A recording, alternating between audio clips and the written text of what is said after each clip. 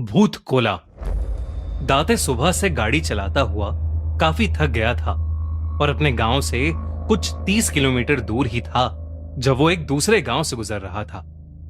उस गांव से गुजरते हुए उसने देखा कि सारे गांव के लोग एक जगह जमा थे और उस जगह से किसी के चिल्लाने की और ढोल बजाने की बहुत तेज आवाज आ रही थी। दाते, जो मैंगलोर शहर में पला बड़ा था, पुट्टुर जिले में बसे अपने गांव में पहली बार जा रहा था। गांव में उनकी एक पुश्तैनी जमीन थी जिसे दाते के पिता बेचना नहीं चाहते थे, पर अपने पिता के गुजरने के बाद दाते अपनी पुश्तैनी खेत और जमीन एक होटल कंपनी को बेचने के लिए अपने गांव जा रहा था। उसकी गाड़ी जैसे तैसे अलग अलग गांवों के बीच से जा रही थी और उसको वही ढोल और चीखने की आवाजें हर जगह सुनाई दे रही थीं और उन जश्नों में जलती हुई मशालों से रात भी जगमगा उठी थी। वो ये सब अपनी जिंदगी में पहली बार देख रहा था। सब कुछ देखते देखते जब वो अपने गांव के घर में पहुंचा तो उसने देखा कि वो गांव भी बाकी गांव की तरह सजा हुआ था, पर वहां अभी कोई जश्न नहीं हो रहा था। जब उसने अपने घर का ध्यान रखने वाले काका से पूछा कि ये सजावट किस लिए है, तो उन्होंने उसे बताया कि गांव में अगले दिन भूत कोला होने वाला है। दाते के काका उसे भूत कोला के बारे में बताने लगे, लेकिन क्योंकि रात बहुत हो गई थी और दाते बहुत थका हुआ भी था, वो अपने काका की बात सुनने से पहले ही सो गया। अगले दिन होटल वाले उसके घर आए। होटल वालों को अपनी जमीन दिखाने के बाद उन्हें विदा करके वो शाम को प्रॉपर्टी के पेपर्स पर साइन कर ही रहा था जब उसे फिर से वही ढोल और चिल्लाने की आवाजें आने लगीं। दाते ने जब अपने कमरे की खिड़की से बाहर देखा तो उसे कुछ अजब सा ही माहौल दिखा। दाते गांव के उस जश्न को देखने के लिए पेपर्स को वहीं घर में छोड़कर बाहर चला गया। जश्न की जगह पर उसे ढेर सारे लोग एक ही जगह पर जमा हुए दिखे और वही ढोल की आवाज उसे और जोरों शोरों से सुनाई दी।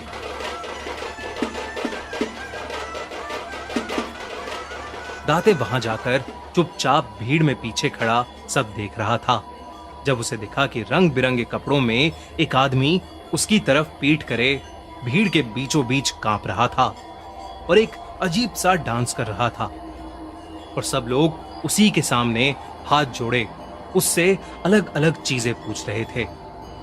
इससे पहले दाते कुछ समझ पाता, उस आदमी ने अचानक नाचना बंद कर दिया और वो भीड़ को चीरता हुआ दौड़कर दाते की तरफ आया और उसे घूरने लगा। दाते उस आदमी को इतनी पास से देखकर बुरी तरह घबरा गया। उस आदमी के पूरे मुंह पर पीला रंग था और उसके शरीर पर ढेर सारे गहने और सर के ऊपर एक जंगली सुअर का मुखौटा था जो उस आदमी को और भी ज्यादा अजीब बना रहा था। वो आदमी कई देर तक दाते को घूरने के बाद एकदम से चिल्लाया, इतनी तेज कि दाते की रूह कांप उठी। वो आदमी दाते पर चिल्लाने के बाद वहां से कहीं जंगल की तरफ भाग गया।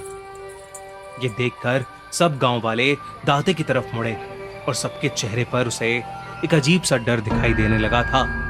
सब लोग दाते को चेतावनी देने लगे कि उसके साथ कुछ बुरा होने वाला है और उसे अब अपना हर एक कदम संभाल कर उठाना चाहिए। दाते इस सब को गांव वालों की बकवास और अंधविश्वास समझकर हंसने लगा और वापस अपने घर चला गया। दाते अपने घर पहुंचा ही था कि उसके काका उसके पीछे भागते हुए घर आकर घबराए हुए उसे सब समझाने लगे। उन्होंने उससे कहा कि जो उस पर आकर चिल्लाए थे वो दरअसल पंजूरी देव थे, जो गांव वालों और गांव वालों की जमीन की सुरक्षा करते हैं और गांव वालों को सभी दिक्कतों से बचाते हैं। वो हर साल भूत कोला के समय आते हैं और लोगों की सारी समस्याओं को हल करते हैं और उन्हीं के आने की खुशी में हर साल ये जश्न मनाया जाता है। दाते के काका ने उसे बताया कि पंजूरी देव का दाते पर ऐसे चिल्लाने का मतलब यही था कि जो जमीन दाते बेच रहा था, पंजूरी देव उसको बेचने के खिलाफ था। दाते इन सब को सुनकर और जोर से हंसने लगा। उसके काका उसे समझाने लगे कि अगर उसने पंजूरी देव की बात नहीं मानी तो उसकी जान को खतरा भी हो सकता है। इस पर दाते अपने कमरे में पड़े हुए प्रॉपर्टी के पेपर्स को लाकर उन्हें साइन कर हंसता हुआ सोने चला गया। उस रात दाते आराम की नींद सो रहा था जब देर रात को उसकी नींद एक आवाज से खुली। जब उसने ध्यान से उस आवाज को सुना तो वो आवाज ठीक वैसी ही थी जैसे उसे शाम को भूत कोला में सुनाई दी थी, पर इस बार वो किसी के रोने की आवाज थी। डरा हुआ दाते जब आवाज के पीछे दरवाजे तक गया तो उसे दूर दूर तक वहां कोई नहीं दिखा, पर तभी एकदम से हवा में एक तेज चिंगारी आई और अचानक से पंजूरी देव उसके सामने आकर जोरों से चिल्लाने लगे। ये देखकर दाते के पसीने छूट गए और दाते बिना कुछ सोचे समझे अपनी गाड़ी में बैठकर उस गांव से निकलने लगा। दाते गाड़ी चलाता चलाता जंगल वाले रास्ते तक पहुंचा ही था कि तभी उसको कुछ दिखा जो देखकर वो सुन्न पड़ गया। अचानक से सोने के दांतों वाला और सोने का हार और मुकुट पहना हुआ एक जंगली सुअर उसकी गाड़ी के ठीक सामने आ गया। दाते ने डरते हुए अपनी गाड़ी मोड़ी और वो पास के एक पेड़ में जा लगी। दाते का एक्सीडेंट हो गया था और वो वहीं पर बेहोश हो गया था।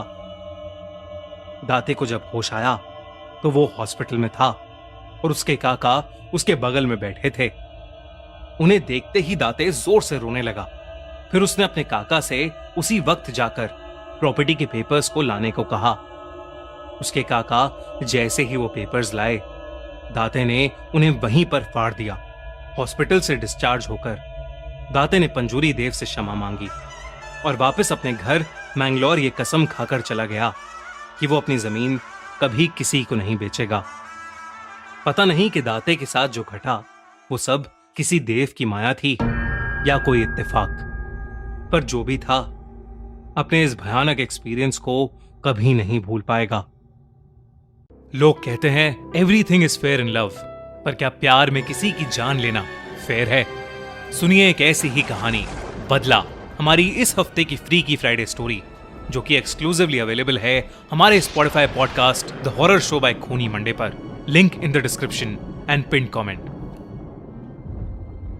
और अगर आपको ये वीडियो अच्छी लगी तो हमारा चैनल खूनी मंडे सब्सक्राइब करना बिल्कुल मत भूलना।